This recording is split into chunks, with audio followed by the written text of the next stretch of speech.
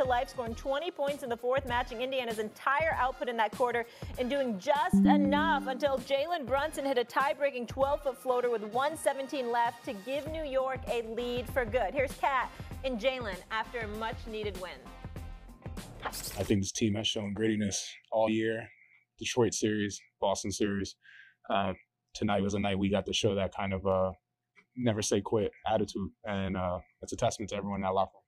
The biggest part of our comeback and everything was, we could quickly start to point fingers. We can quickly start to just turn on each other, but we got together as a team, and we made sure that everyone was encouraging each other and making sure that it's not over. We got to keep fighting, keep chipping away, and we did that.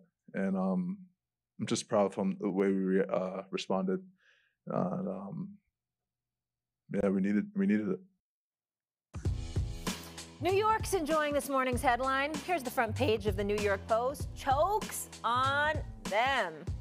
SA, the Knicks were down by 20 at one point. Was this game more about a Knicks comeback or a Pacers collapse? Well, I'm going to say it was more about a Knicks comeback because even though Nesmith went down, that obviously compromises the Indiana Pacers. The fact is that the New York Knicks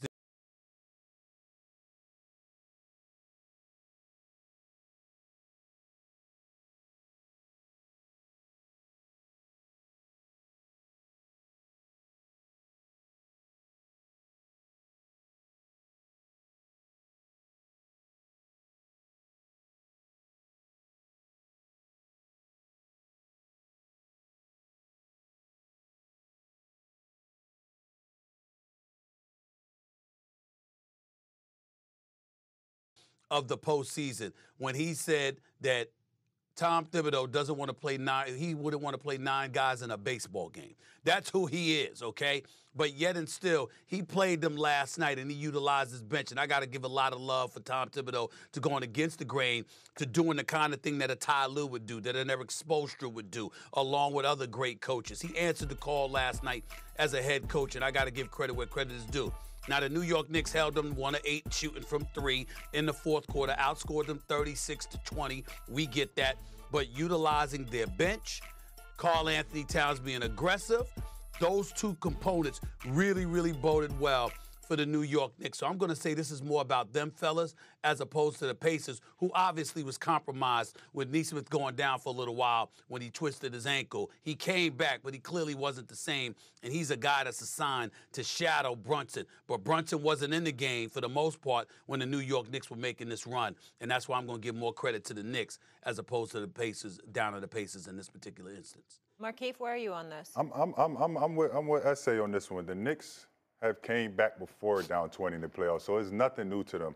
I think early in the game, with the adjustment that Tibbs made, I think they was trying to find it, so they really couldn't score. Starting Mitchell Robinson, the floor was really shrank. Cat couldn't really get it going. He couldn't play from all 3 levels.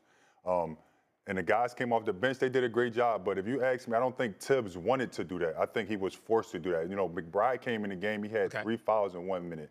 Jalen Brunson was in foul trouble the entire first half, and so was Cat. So you were more so forced into it, but it was the thing that stood out to me was, if we saying that Tibbs did this, it's because he's trying to follow the motto of the Indiana Pacers, right? The first quarter, by the time it was 12 minutes left in the first quarter, in the second quarter, Indiana had 8 players that scored in that game already. They were basically dominating them in the second quarter.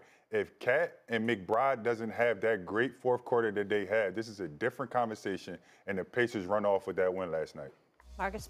I got to agree with both of y'all, but I think, we looked at Cat performance, but also what we failed to realize is that Pacers had 1 assist in the fourth quarter. Like, the time that it meant the most, they weren't able to deliver. Part of that, Jalen Brunson went down, right? So they couldn't actually find a person to hunt out on defense, and they just took a step.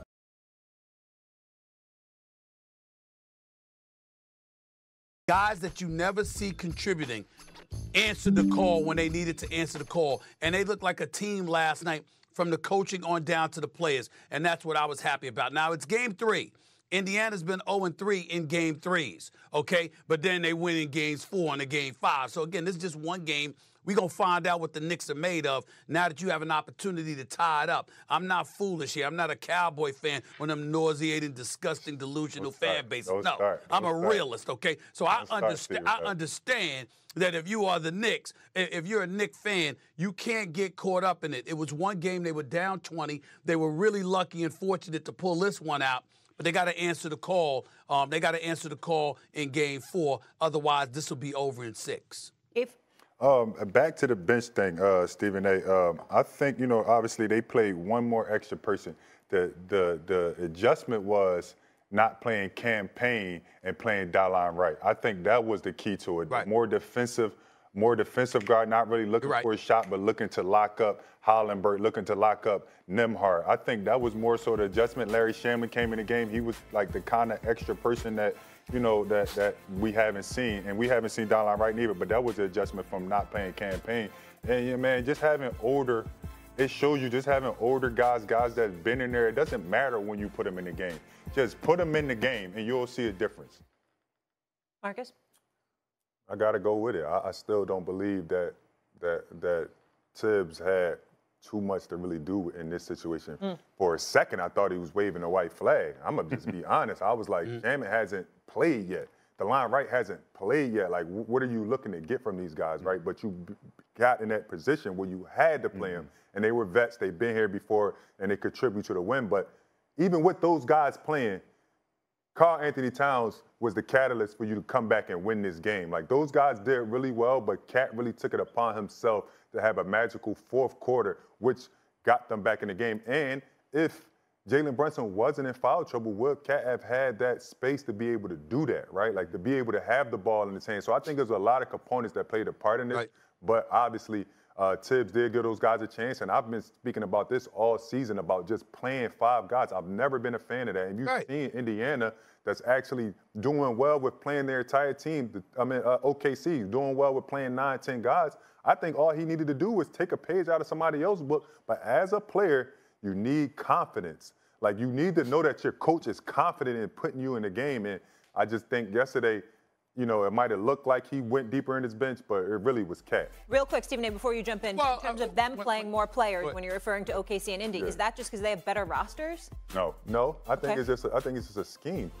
Thibodeau always done this. He's always played 5 to 6 guys all the time, and I never agreed with it. I've always felt as though you need a team and guys that you can call on, even if they might not play a lot during the season. You need a team, and just in case of injury, if anything happened, that somebody's confident enough to come in and at least fill a little bit of that void. Stephen A.? That's why I applauded Kenny Smith for what he said. I said it's the lineup of the postseason. The man wouldn't want to play 9 guys in a baseball game. You got to play 9.